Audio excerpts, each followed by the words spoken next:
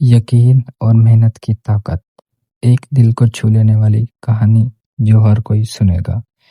ایک چھوٹے سے گاؤں میں ریحان نام کا ایک لڑکا رہتا تھا۔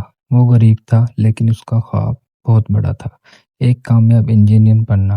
گاؤں میں اسکول بھی صرف 5ویں جماعت تک تھا، اس کے بعد پڑھنے کے لیے شہر جانا پڑتا تھا۔ ریحان کے والد ایک مزدور تھے، ان کے پاس اتنے پیسے نہیں تھے کہ ریحان کو شہر بھیج سکیں، لیکن ریحان نے ہار نہ مانی۔ دن میں اپنے والد کا ہاتھ بڑھاتا اور رات کو چراغ کی روشنی میں پڑھتا۔ ایک دن اسکول میں ایک استاد آئے جنہیں ریحان کی ذہانت اور لگن بہت پسند آئی۔ انہوں نے اس کی فیس خود ادا کرنے کی پیشکش کی اور ریحان کو شہر کے بہترین اسکول میں داخلہ دلائے۔ ریحان دن رات محنت کرتا رہا، بہت سی مشکلات آئیں، کبھی کھانے کے لیے کچھ نہ ہوتا، کبھی کپڑے پھٹے ہوئے ہوتے، لیکن اس نے پڑھائی نہیں چھوڑی۔ سالوں کی محنت کے بعد وہ دن آیا جب ریحان نے انجینئرنگ کا امتحان پاس کر لیا اور ملک کی سب سے بڑی یونیورسٹی میں داخلہ مل گیا۔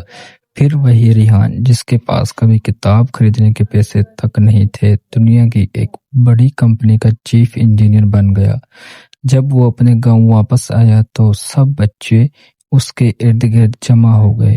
وہ بولا، خواب وہ نہیں ہوتے جو نیند میں آئیں، خواب وہ ہوتے ہیں جو نیندیں اڑا دیں۔ محنت کبھی رائے گاہ نہیں جاتی، بس ہار نہیں ماننی۔ عنوان: یقین کا چراغ۔ سبق: خواب بڑے رکھو، دل سے محنت کرو اور کبھی ہار نہ مانو۔